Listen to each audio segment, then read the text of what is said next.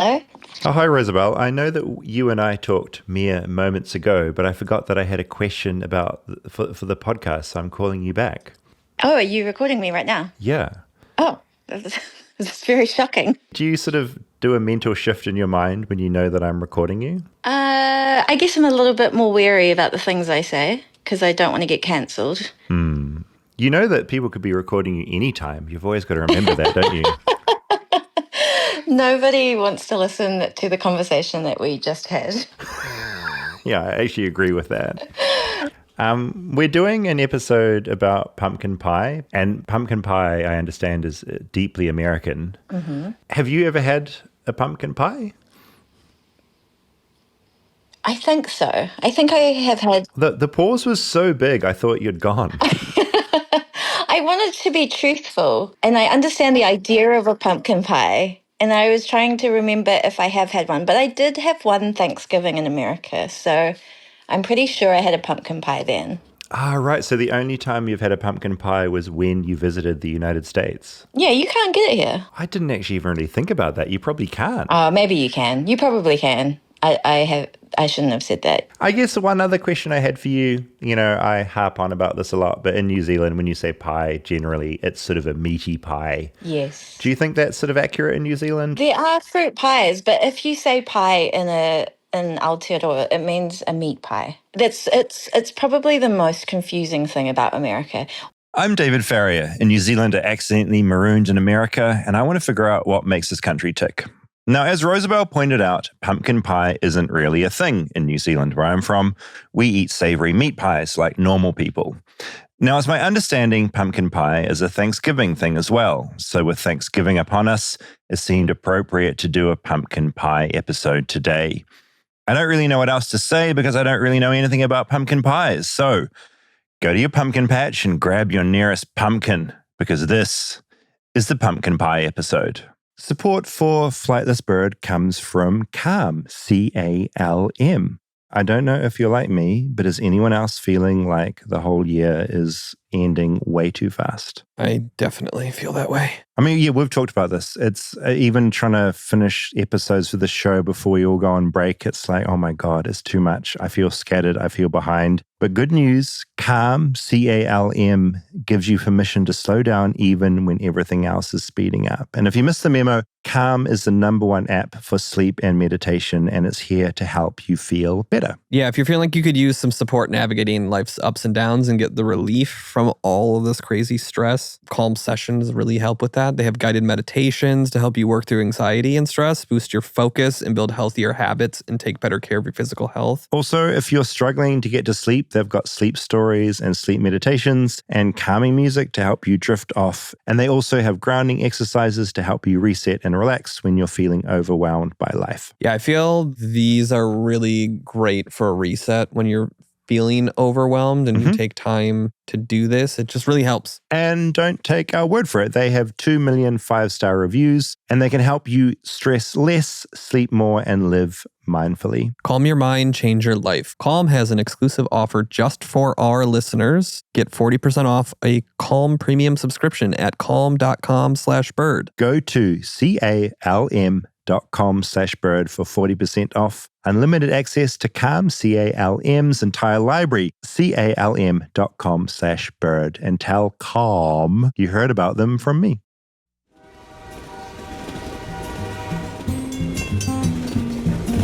Flightless bird touchdown in America.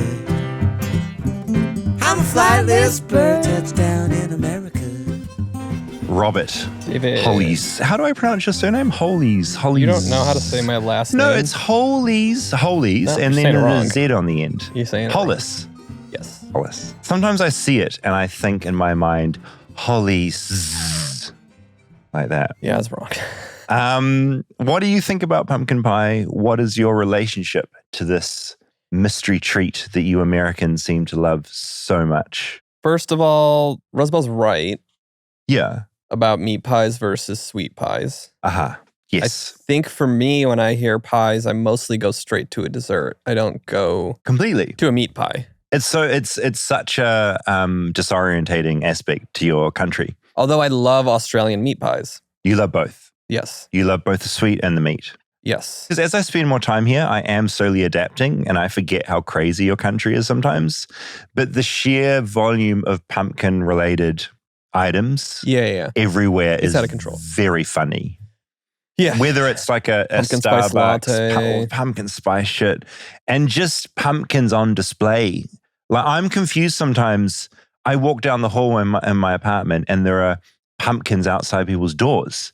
And I'm like, is this just for display or are they going to bring the pumpkin in and consume it at some point? Or is it, do you know what I mean? Is a pumpkin a decoration or to be eaten? I don't know. Do you not know about jack-o'-lanterns? Yeah, you carve them out. Do you right? know what holiday that's for?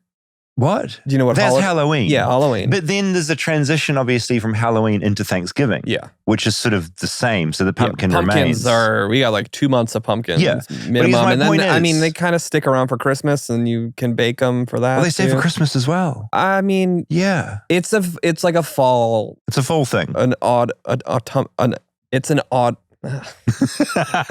autumnal Uh-huh. thing. So But do you know what I mean about how there are pumpkins just out on display? yeah, that's for Halloween and then Thanksgiving. It's Yeah, but- decoration. Yeah, so those aren't being eaten. Like No. some pumpkins are for decoration. I'm not talking about the ones that have been carved out. Yeah, They're just pumpkins that Americans just pop out. Yeah. And they're not I mean, eating them. They're I'm just not- like, look at them. I'm not going to speak for everyone. You should. I Please, think I've please learned do. from you doing that. I speak for all New Zealanders. but- You speak for every American. But there are just, decorations. Mostly those are decorations. The They're not going to decorative be pumpkin. eaten. Yes. Okay. Something I find interesting. Like what other... Very festive. Is it a fruit or a vegetable? Is it a vegetable? Actually, that's a really good question. Because sometimes tomatoes are a fruit, but people think it's a vegetable. I'm shocked. I'm shook. They're a fucking fruit. Because they have seeds. A pumpkin's a fruit. Good question. Why is a pumpkin a fruit, not a vegetable? AgriLife Today.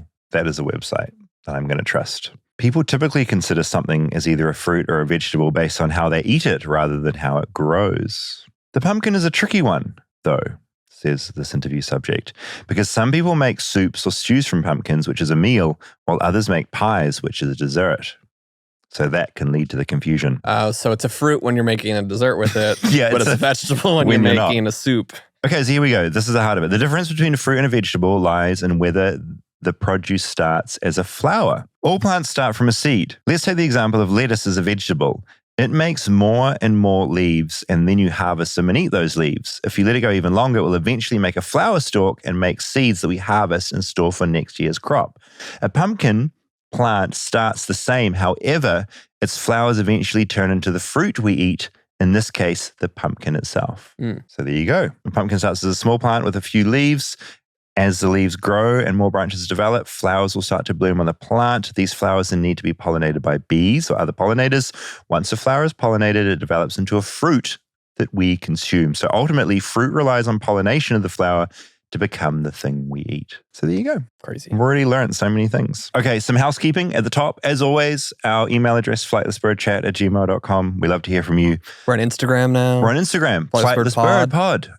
Come and follow us there. But more importantly, if you want to support Excitingly. the show, excitingly, we have a Patreon now. Patreon.com/flightlessbird. If you love the show and you want to listen to it ad-free, go and sign up and become a patron. If you want bonus exclusive content, go to Patreon. We record bonus episodes Every week we'll have a every bonus week. I mean, episode. over there right now, there is a bonus episode that we've just released as we release this episode. Correct. So if you want to come and support us and help grow the show, patreon.com/flightlessbird. We would love to see you there. It makes us feel good. And you choosing to support us, it means we can grow the show, get more resources to do cool things. So, by all means, keep listening to us for free with the ads. But if you want to not listen to ads and get more stuff, throw some stuff our way and you will get stuff in return. Yeah, but when you listen to the ad-free version, you will still get this ad for the Patreon that we just did.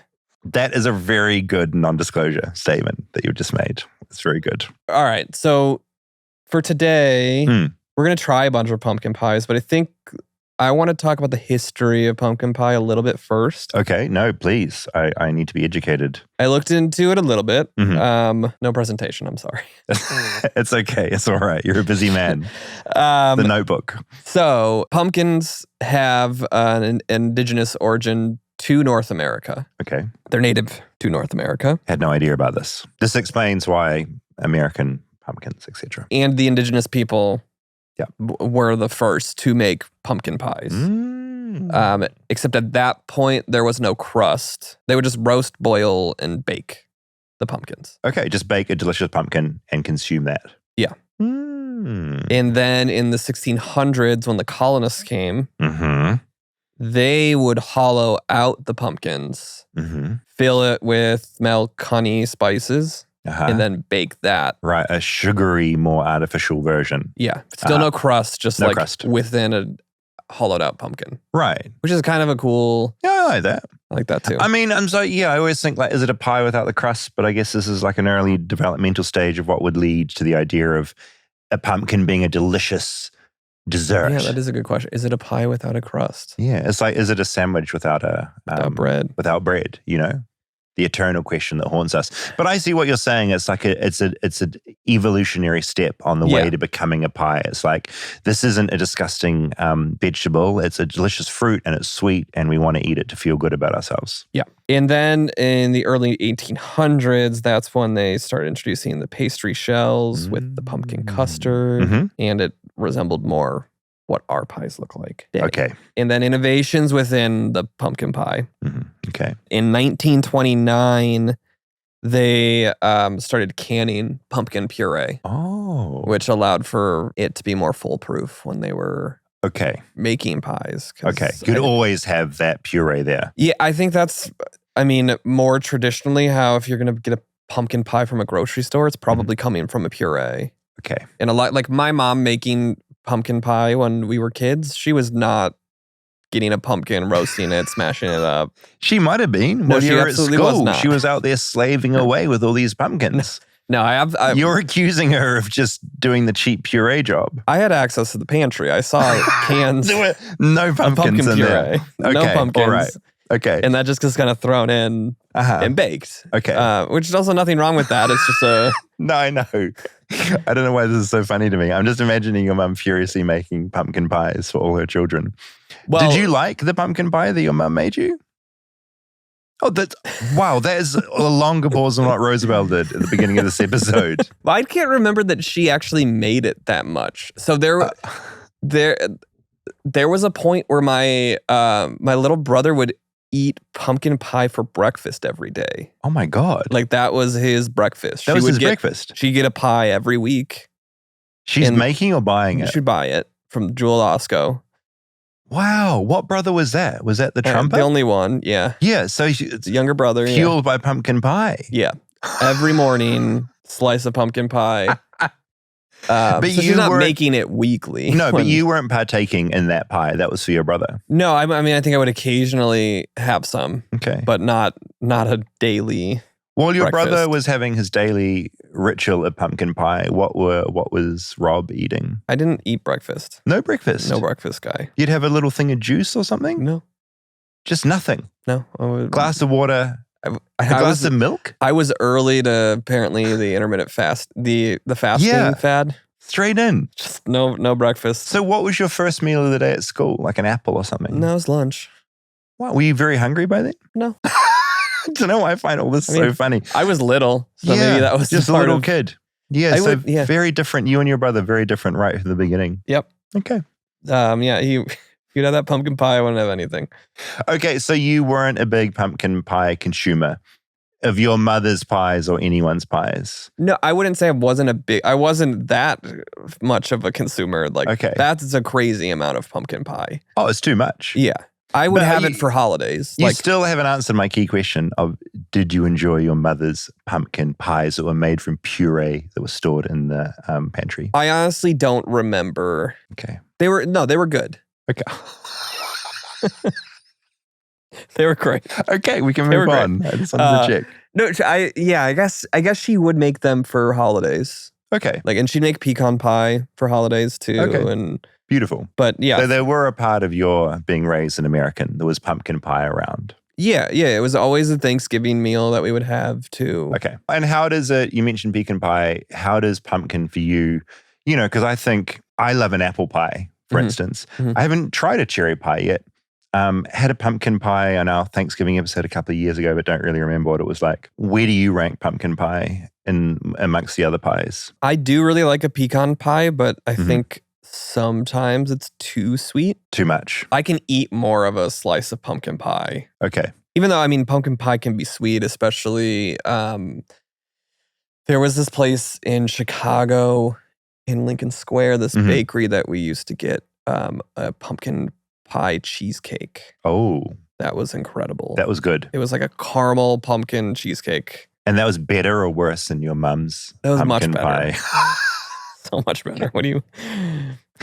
Okay. So, we are going to try some pumpkin pies today. Just to kind of assess the landscape, I suppose. Oh, wait. I think also, my mom would make pumpkin pie, I think she would...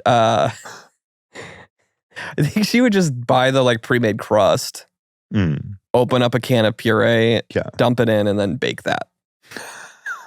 Which is fine. It's fine. It's fine. But I'm not insulting her. Oh, so you're saying you're not insulting her cooking because she wasn't even really making them. Yeah, it was so quick and it was more efficiency and less, she's not out there rolling pastry. The pastry and I don't think I ever saw her do that.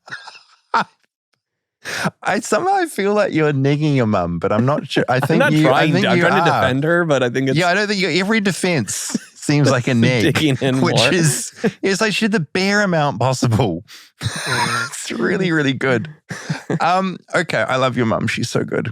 What have we got? Because we've got some different grades of pumpkin pie. I bought in the House of Pies pumpkin pie because that's down the road from my house. Yeah. And House of Pies feels like this iconic LA spot that mostly just a diner, but they're famous for their pies. For this episode, we're going to just try, because people like when we eat food on the microphone. Yeah, and just as a warning, when I chew, I'm going to pull my mouth away from the microphone because some people have a phobia, I've learned, of chewing.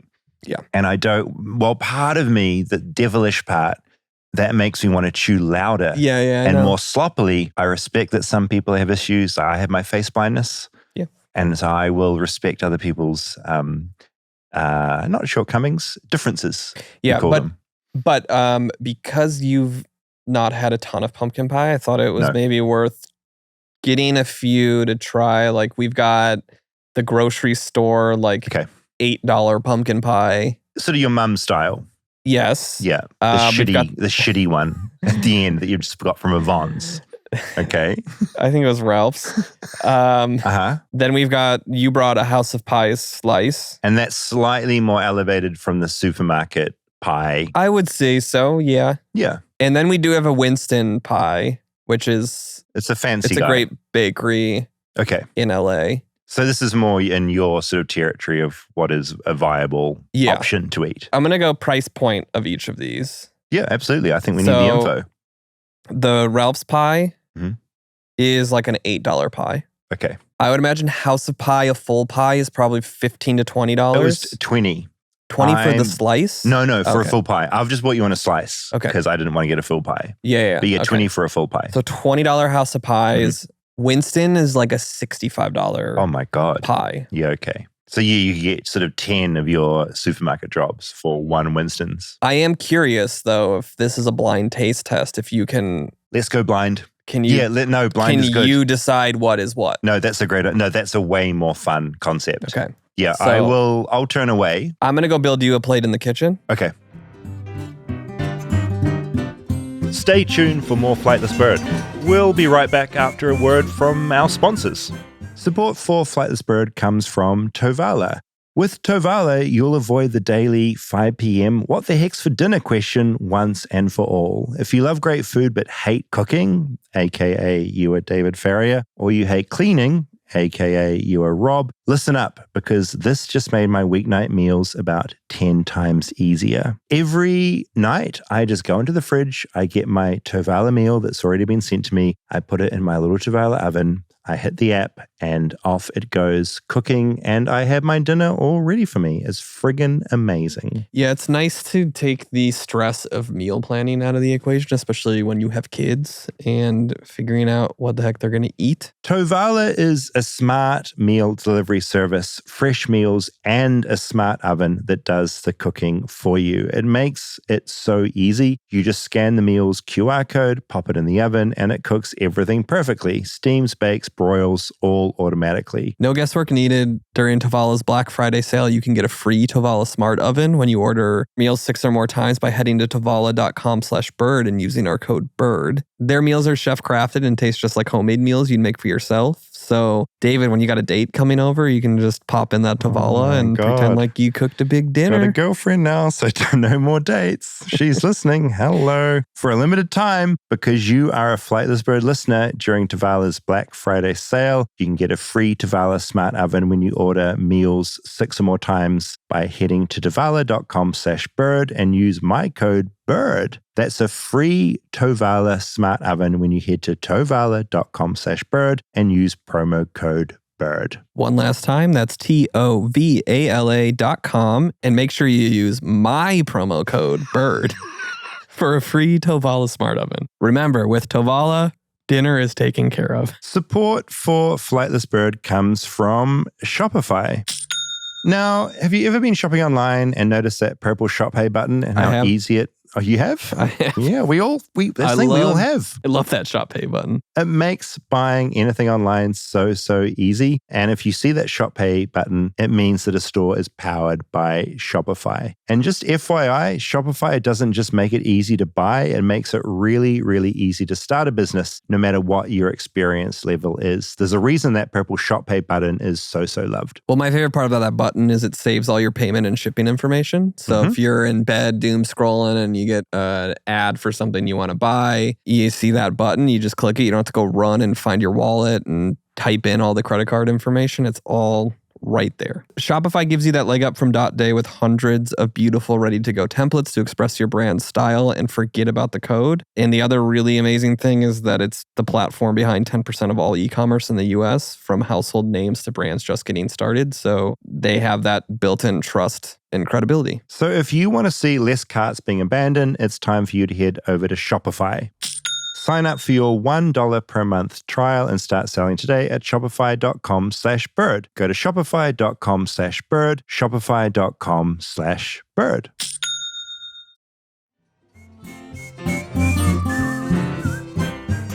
All right, so...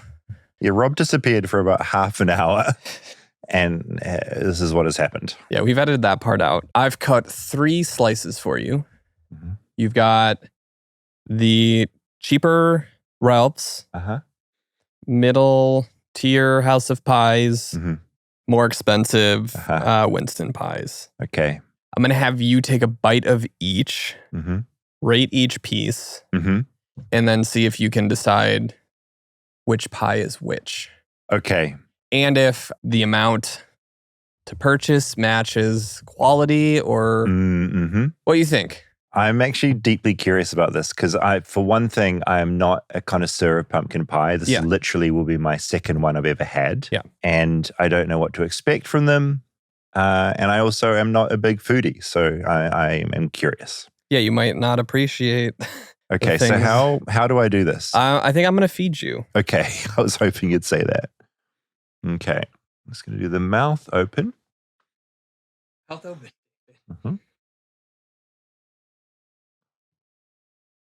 Nothing, you little shit. Always a funny man, aren't you? Old funny man, Rob. This is going to be the first piece of pie. Okay. I think it's important to get you a little bit of crust, too. So I'm going to give you a second bite of this first piece. I'm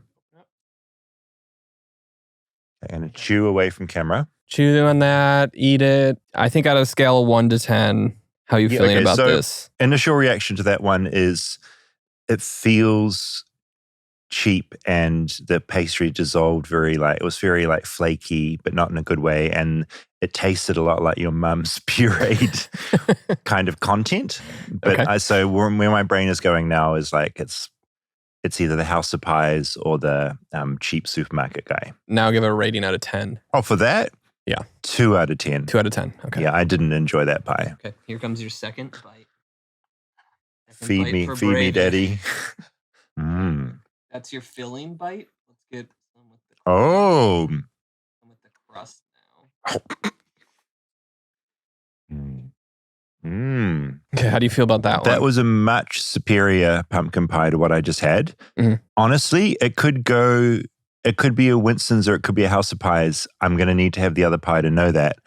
I would give that it didn't taste fresh, which makes me wonder if it's not the Winston's. The consistency of the pumpkin itself tasted so much better than the other one. I'd give that a 7 out of 10. 7 out of 10. Okay. Yeah. All right, let's go last slice. Okay. Pumpkin filling, Mm-hmm. Oh, yeah. Okay. crust. Yeah. Okay. That's that. I would say that is the fancier pie. Not, to be honest, not a crazy. Why am I saying that? I might need to have option 2 and 3 again. 2 and 3 again? Yeah. Okay. Because I'm confident that was the best one so far, but I want to check. Which makes me think it was the, fancier pie. So here's 2. Okay. Here's 3. Oh, man. So third option was not as sweet as 2. Mhm. Oh, my. Similar consistency. I think the pastry is better. I think that was oh, God. See, I'd give that an 8 out of 10, the third one. So we've got like a 3 out of 10, a 7 out of 7 out of 10, and an 8 out of 10. And I assume the 8 out of 10, the last one I had is a Winston's, but it's close. There's not a lot in it. I'm going to be honest. Mm-hmm. All right. So your guesses, you've got supermarket pie, Mm-hmm. you've got House of Pies, Mhm. and you've got Winston. Yes. So the first one, what Mhm. do you think it is? I think it was a supermarket horrific 3 out of 10 pie. Okay. Second one, House of Pies. Okay. $20 for a pie, mid-range. third one.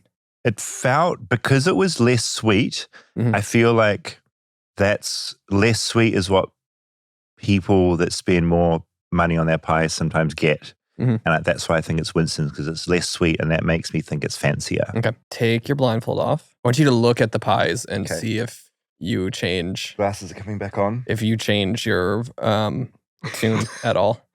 Okay. So that was 1, 2, 3.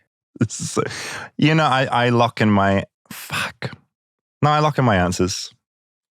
This looks like a fancier pie. That looks mid. That looks super. Yeah, I keep the same. You mixed up supermarket and House of Pies. Get out! House of Pies was the one you liked least. Holy shit! House of Pies was first. Okay, yeah, that's And- remarkable. A House of Pies You was got Winston's. rubbish. You got ones.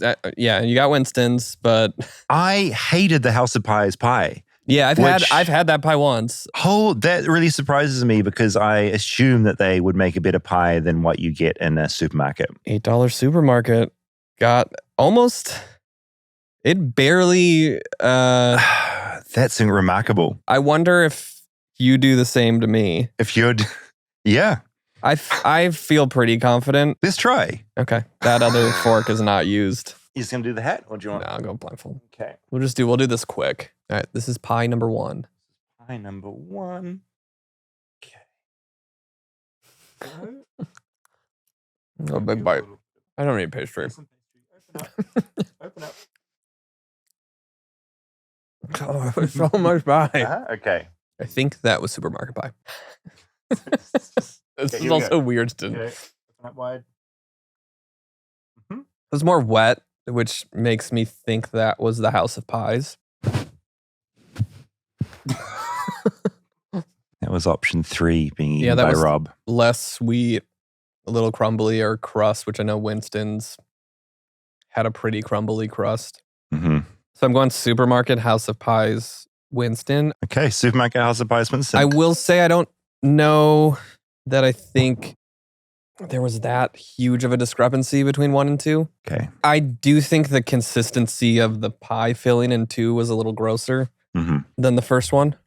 Okay. I'm going to show you the order that I gave them to you in. Now, remember, number 1 you thought was? Supermarket. That's not. It's true. It's absolutely true. That you gave me Winston's first? Winston's first. Wow. That is remarkable. I gave you this guy second. Which was House of Pies? House of Pies. I got that right. You got that right. And the last one was the supermarket pie. Wow. That is a truly remarkable result. We both got caught out. Yeah. In quite a crazy way. I would argue your way the craziest of all. Yeah. And fascinating. I think all of that. I think my way was fascinating because I should know better. Yeah, but also, we both really like that supermarket pie. Yeah, what I was going to say was we both did not like House of Pies. Soggy, horrific, awful. Yeah, but the other 2 were closer. Rob. I relied too much on the crust, I think, because Winston, when I cut you that slice was like very crumbly. It almost didn't have a crust when I cut it. You know what this is making me think, Rob? What? And you thinking this elevated Winston pie was it's really good. This makes me reassess what your mother's pumpkin pie was really like. It might have been the most elaborate, beautiful thing, but technically, I'm blown away. I love it so much. I am too. Do you feel like your whole reality is slowly crumbling down around? No, I don't. It's really. I don't hold that too high of an identity marker. What supermarket? I'm pleasantly surprised to be wrong. What supermarket was that from? I think it was Ralph's. Go Ralph's. Happy Thanksgiving, Ralph's. Speaking of supermarkets, I do have a gift for you, David. Yeah. Okay, this hat. Rob! It's Andrew Bird. Cap. Andrew Bird made this is an Andrew Bird hat. Yeah. It just says eggs on it. Rob, this is remarkable. It's anyone not watching on YouTube, Spotify, this is a black cap that has just the word eggs written on it. It's beautiful. It's a trucker cap. Seems like a very David hat. Yeah, this is a very David hat. The test is, does it fit my oversized, large noggin? Yeah. It absolutely does. It sure does. I'm so happy with that. You know who's mainly going to be happy? Rosabel. And that was the Thanksgiving / pumpkin pie episode. Not quite. What?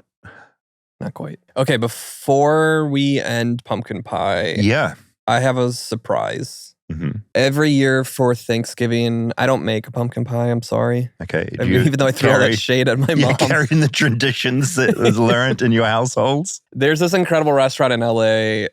This chef Jordan Kahn. Mm-hmm. He owns Vespertine, Meteora, and Destroyer. Oh, you've taken me to Meteora, and it was friggin' extraordinary. It blew my mind. They do like a Thanksgiving meal pickup thing. Yeah. Where we get our pies from there every year. Okay. The last couple of years.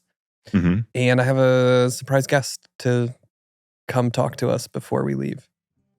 Right back. Stay tuned for more Flightless Bird. We'll be right back after a word from our sponsors. Support for Flightless Bird comes from Helix. Now, I don't know if you've noticed, but it is getting incredibly cold and bed is getting incredibly appealing. And if you are looking for an incredible mattress so that winter feels a lot more cozy for you, then Helix is the place for you. They've been a sponsor of the show for going on years now, and I've been sleeping on my Helix mattress for years now, and it is continuing to give me a really beautiful sleep. So if you're looking for a mattress, it's a perfect time for you to invest in a new mattress that will get you through winter. Yeah, the best part about winter is just being wrapped up in a comfortable bed. It's the best thing. If you want to get a Helix mattress, you just take the Helix Sleep Quiz. It matches you with the perfect mattress mattress based on your personal preferences and sleep needs, and it makes just buying a mattress incredibly, incredibly easy. It's also award-winning. It's the most awarded mattress brand, tested and reviewed by experts like Forbes and Wired. It also has free shipping and seamless delivery. It delivers your mattress right to your door with free shipping within the United States. And rest easy with seamless returns and exchanges. The Happy with Helix guarantee offers a risk-free, customer-first experience designed to ensure you're completely satisfied with your new mattress. Otherwise, you just send it back. And there's a 120-night sleep trial with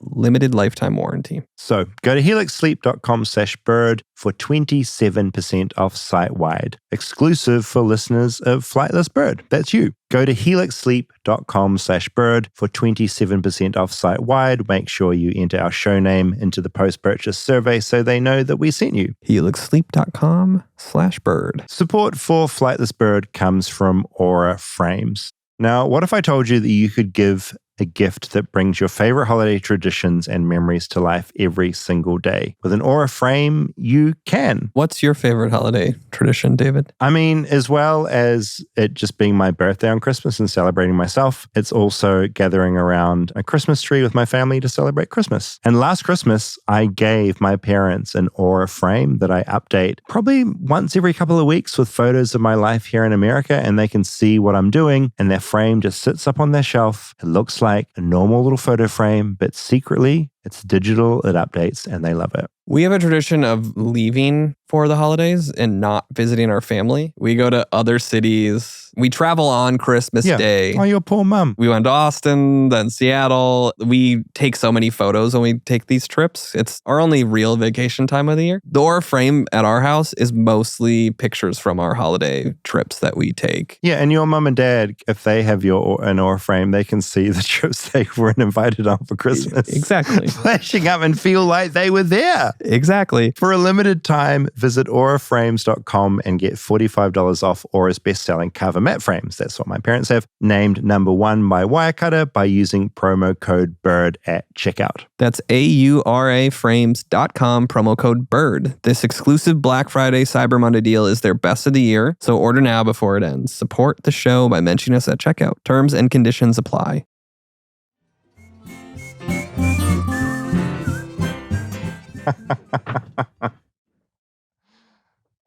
More pie.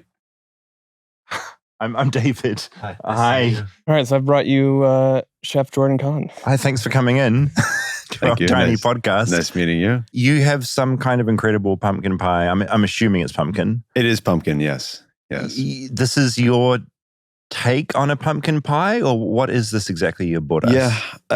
When I evaluate things like this, I don't really look at it as like our interpretation or our riff. It's more just like, if we were making pumpkin pie, this is how we would do it, because this is just the way that our minds work with the ingredients. And so it really starts with the ingredient itself. So if you're going to build a pie around pumpkin, then really the conversation becomes about the pumpkin. So in New Zealand, we don't have pumpkin pie. Like, it's not a thing that exists.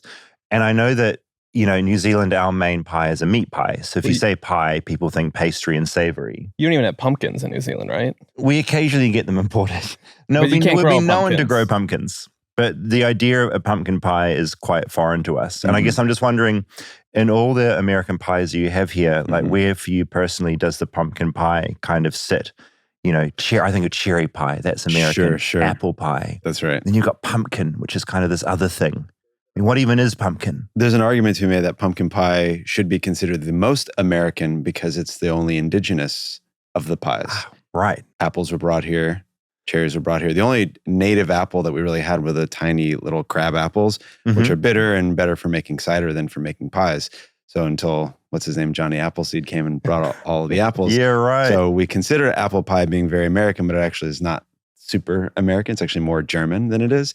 But something that has always been here is lots of varieties of pumpkins.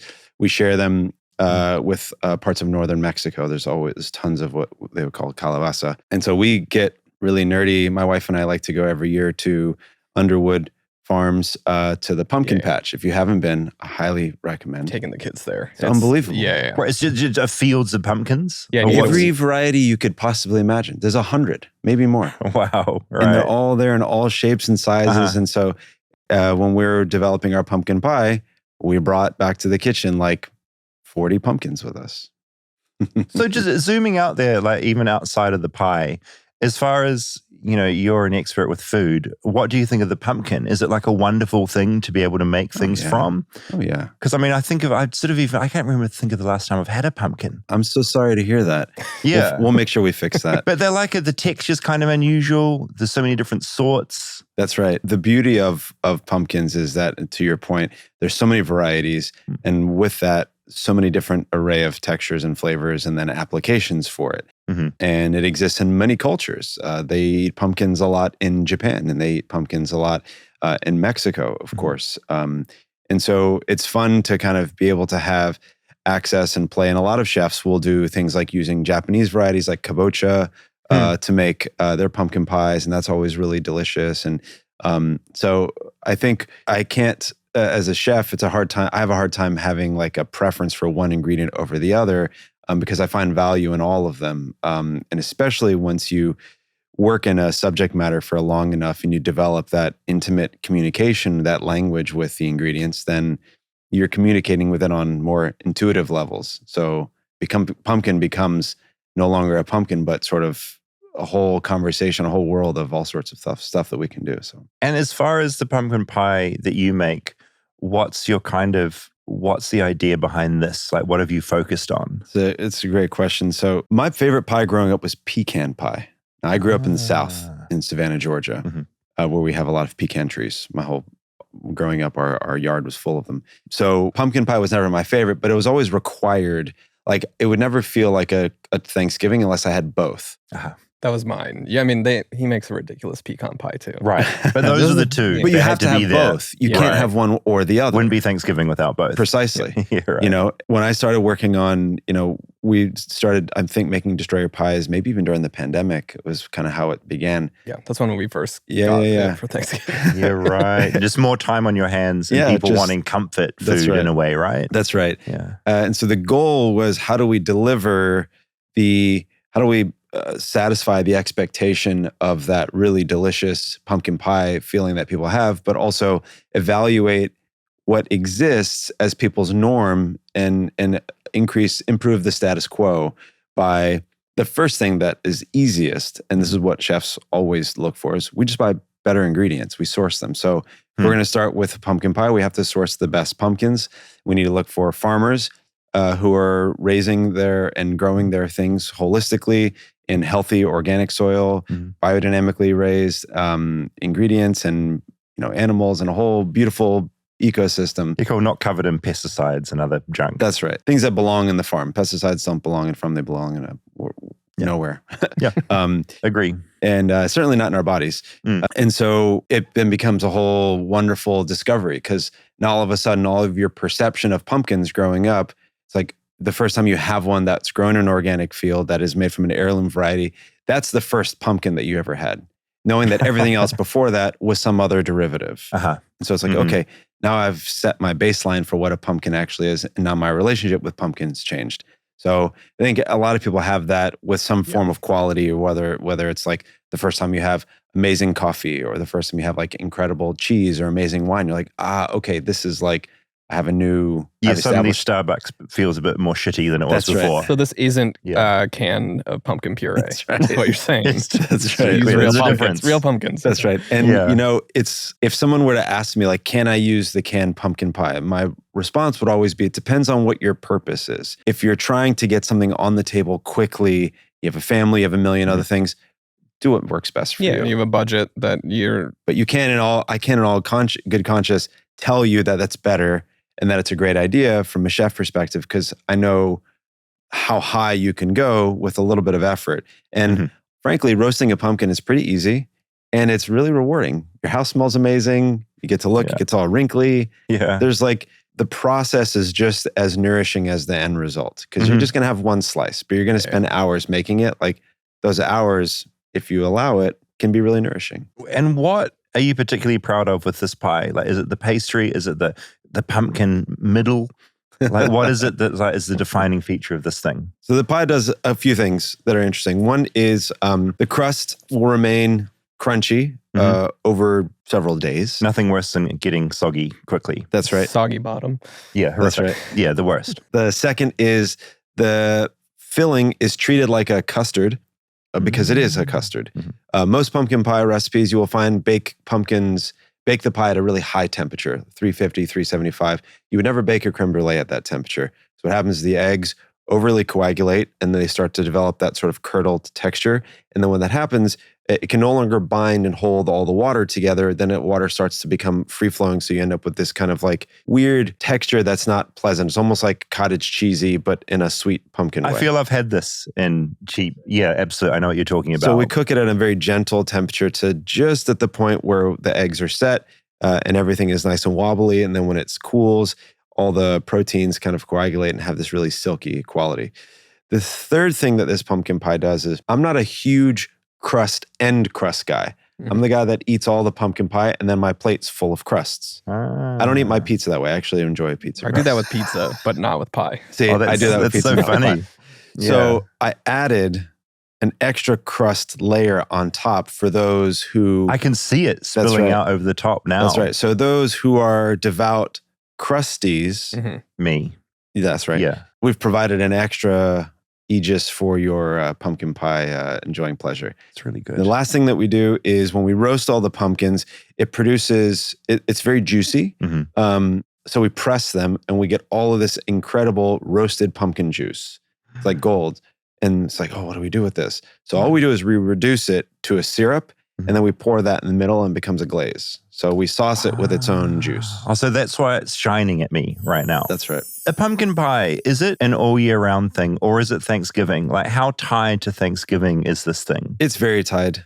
It's very tied. So, which is a seasonal thing of like when pumpkins grow? That's right. Exactly. Yeah. That's precisely. So the harvest moon, which we get in October, signifies the moment where you harvest all pumpkins. I did not know that. Okay. Yeah. So under That's the when Canadian Thanksgiving is, right?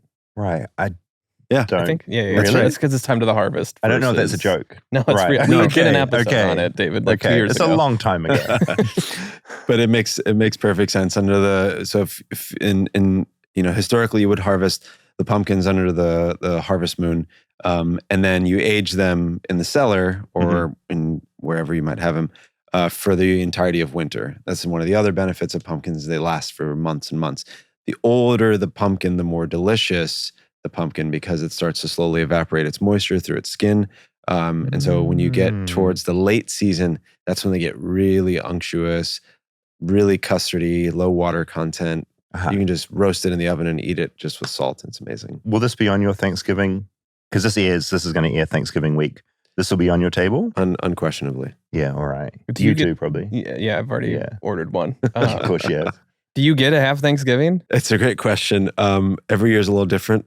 We do a big Thanksgiving kind of at-home experience through Vespertine. We do pies through Destroyer.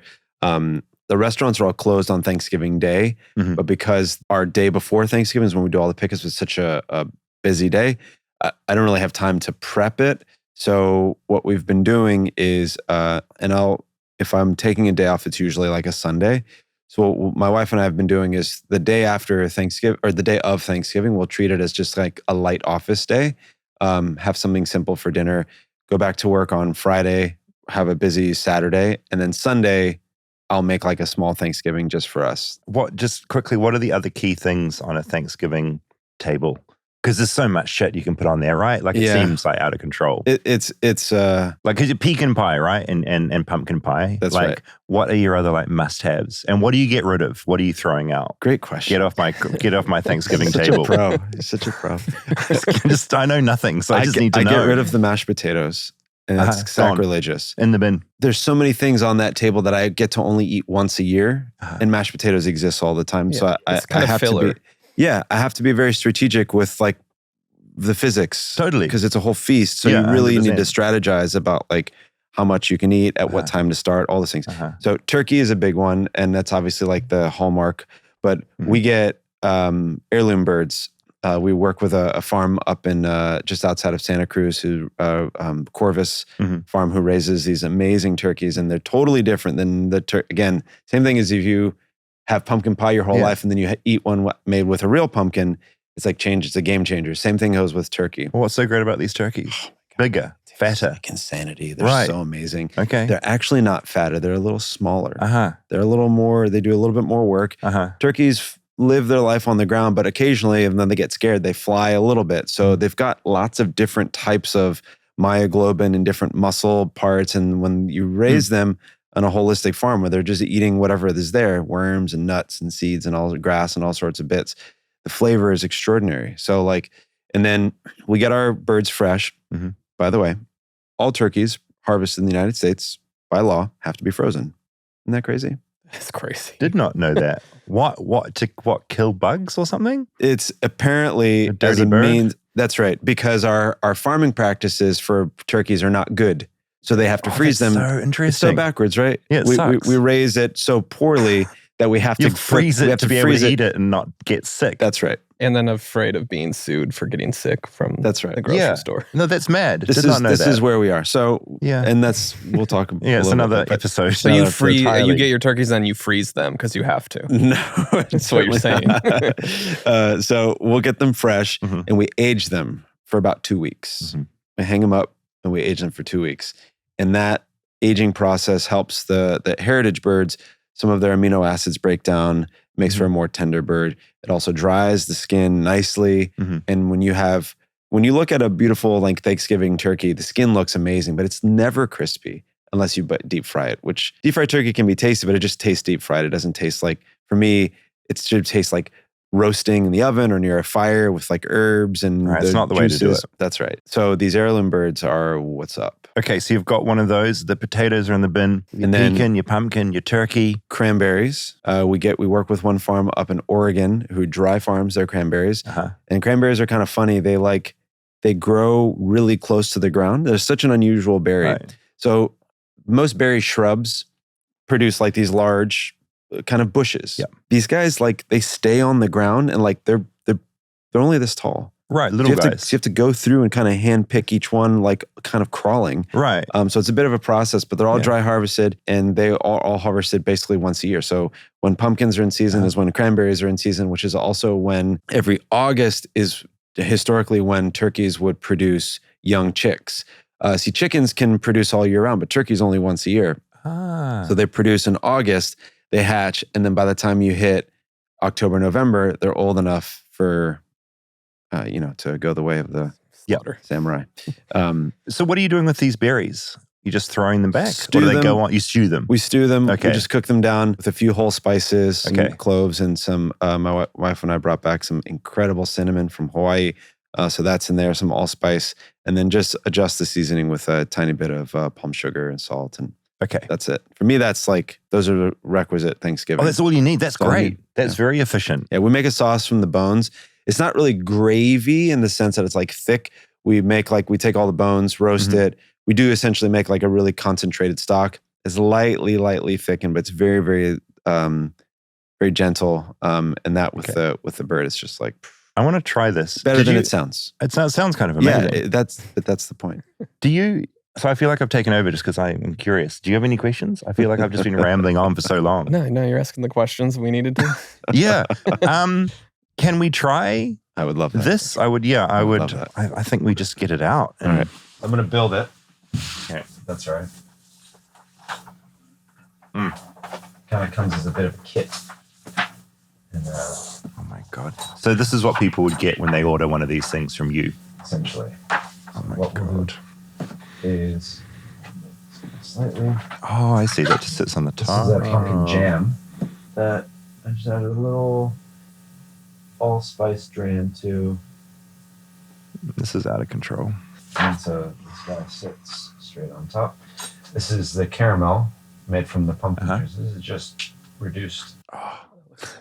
Yeah, it really does. How long did it take you to kind of invent what we landed on here? Is this like a 10-year process? Did you throw it together in a week? You know, you've got a lot of ideas in your brain to get it to this point. Took a couple weeks Okay. to get it perfect. We have two types of whipped cream. Now, whipped cream is something that you can have with your pumpkin pie, but you don't have to. Optional. Mhm. I don't really eat my pumpkin pie with it, but my wife requires it. And so neither of these are particularly sweet because this is perfectly sweet. two different. One is made from smoked maple, and the other is made from tonka beans.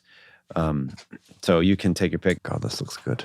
And let me grab you a knife and a plate. Oh, yeah, mate, your Rob will get there. What is the New Zealand version of pumpkin pie? Like an annual. It's really. I would say our thing would be the pavlova. Pavlova. Yeah, that's our thing. Yeah, really? Australians would argue that they invented it and it's Really? Australian, but I would argue that it is a New Zealand thing. And that's generally like Christmas, which is our summer. So it's like very light and, everyone's like sweating at the beach, a lot of sun and sand and Is it strange? Is it equally as strange for you to see Christmas like in the US and the other parts like covered in snow? Oh, it's crazy. But growing up in New Zealand, we were raised on Home Alone and stuff. Okay, so and you so had in my reference- mind, like America is this magical place where Christmas is winter. So I'm used to it because your media kind of taught me. So I'm not shocked. But global warming, Christmas is less and less cold anyway. It is. It's slowly becoming more and more like New Zealand. Okay, so what I'll do is I'll give you a little. Yeah, that layer really gets me that you poured on there. That's like sold. Crispy as fuck, which I like. I can see no sogginess. That's right. So that was something to work out, certainly, which is, how do you make it so that it is crispy until the end? Because the other really important part of Thanksgiving is the day after. Leftovers. Yeah. So one of the most wonderful gifts of Thanksgiving is, please enjoy, is standing in front of your refrigerator and eating a piece of cold pumpkin or pecan pie. Yeah. The next morning. Yeah, and ideally it should age in a way where it's still delicious and wonderful. And, when you're doing takeaway pies, you're also dealing with having it picked up the day before and needing to last even longer than that. That's right. If you so choose a little bit of whipped cream on the side. Mm-hmm. What one would you recommend out of the... I'll give you a little both so you can kind of have the option. God. That's the tonka bean. And this is the smoked maple. Oh, fuck yeah. Yeah. So much better than House of Pies. This is, I mean, God, I sort of knew where this was going. Imagine eating it. Disgusting. Awful. No, it's fucking amazing. You can have like a bite of it. The pastry is the... So the pastry itself is, it's made with butter, a couple of different types of flour. We try to use as many heirloom ingredients in general in our cooking, especially on, in this relevance. So there's Tehachapi, which is a local grain project where we're using wheat, Sonora wheat, and spelt from them for this. And then also in the pie is aged sherry vinegar. What's that doing in there? Kind of helps to denature some of the gluten proteins to make it a little bit more tender. Pies are kind of a good balance between, you need some firmness in order for it to remain crunchy throughout, so it doesn't get soggy. But it needs to be brittle enough to where when you eat it, it sort of like breaks apart nicely. So it's a bit of a this is delicate. dope. My God. Is this also like, it's sweet but not too sweet, and it's rich but not too rich? Like all that seems... All of that, yeah. Like I feel like you know what you're doing, maybe. I get that feeling, maybe. It's definitely the best pumpkin pie I've ever had. Yeah. Same here. Thank you. Yeah, balance is important. I also think that the caramel on top, you're expecting it to be overly sweet, and it actually adds a little bitterness, which is kind of nice. Yeah. So it helps to balance it. How many of these things do you think you'll be shipping out over Halloween? Do you have an idea? Not Halloween. What the hell? Thanksgiving. How many do you think you'll ship over Thanksgiving? We'll probably do about 500. Oh my God. Conveyor belt. Yeah, it takes about a month for us to get all of it done. It's a small operation, just a couple of us. We just cashly making 500 of these things. That's right. We have an amazing crew. Yeah. Those are numbers that they're not used to on a daily. Vespertine has 20 seats. It's like we're a small operation, but when we do Thanksgiving, there's a lot of demand, and we understand that not everybody in modern day has a schedule that will allow them to make a pie themselves. And so we want to just be able to offer something that brings people joy, and also like it satisfies the pumpkin pie itch, but it's a bit more elevated, but not like, for me, this isn't fancy. Like, this is just what it should be. Well, that's your food. Your food is very elevated, but still very approachable in the best way. Final question for you. As far as American holidays go, I'm still sort of wrapping my head around how they all work. But where does Thanksgiving sit for you with, like, what do you got? Christmas? And that's the other main one, isn't there, really? Halloween's a holiday. Like, where does Thanksgiving sit as far as like a thing in your life and in this country? Is up there? Top of the list. Just because you're a food man, right? That's right. Yeah, you can't say no. The purpose of Thanksgiving from an American perspective, at least currently and for the last several generations, it's just a holiday centered around eating. Mhm. You know, obviously there was an intention behind the invention of the holiday, which maybe not a lot of people connect with. Yeah. Yeah, shitty backstory. Yeah, not so great. So at minimum, we get to use it as an opportunity to just sort of celebrate a meal and celebrate eating. And so for us, like my Thanksgiving table, as we mentioned, we'll have turkey, we'll have cranberries, we'll have this. But the rest of it is just my wife and I going to the farmer's market, getting what's great right now and just roasting it over a fire. And that's like really eating the harvest. Yeah, great. You know, not casseroles and all these heavy things. It's like eating roasted, like different types of crazy squash with like peppers and guava. Like doesn't sound very Thanksgiving-y, but like that's what's in season right now. So we're just eating the harvest. A final thing. Mm-hmm. Leftovers in the fridge the next day. What's the best leftover? Like what age is the best in that fridge? Ooh. Or what's the best thing you make from the leftovers? Yeah, because that's a whole other day, obviously, right? Tacos. Yeah. I have a recommendation. Please. Stuffing. Have you gotten into stuffing yet? Has that been one of the episodes? We haven't done stuffing. Yes, we did. We didn't do a stuffing Michael episode. Voltaggio made us that insane stuffing. Oh, he made stuffing, but we haven't done like a stuffing episode. But that was the star of that. It was, good stuffing. I'm sure Michael's stuffing was... It was insane. It was, yeah. It was good stuffing. Take your leftover stuffing. Once it's cold, because it's a bread pudding, essentially. Mm-hmm. Slice it, and if I'm making stuffing, which I do every year because my wife loves it, I will make like sort of a nice standard one for us to eat, and then I'll make an extra large batch, and I'll bake it in a mold, like a loaf pan. And the next day, when it chills, have like a loaf of cold, and then make a big thick slice, like a tranche, and then put it in a cast iron pan with some turkey fat and some butter, and griddle it on both sides, and it's kind of like crunchy exterior, almost has like a French toast quality, and then have that for breakfast with cranberry, some pieces of pulled of turkey. Yum. That sounds good. Fuck yeah. It's arguably better than the day that it's fresh. Yeah. Like Thanksgiving part 2. Yeah. Well, thanks for this. You're so welcome. Freaking wonderful. And have a a great Thanksgiving. I hope you're not too exhausted from helping make 500 of these things. Oh, thank you. We're looking forward to it. It's always a heavy lift, but it's always like a joy every year. We love it. So oh my God, this is so good. Yeah, thanks for having me, Rob. Appreciate it. Yeah, of course.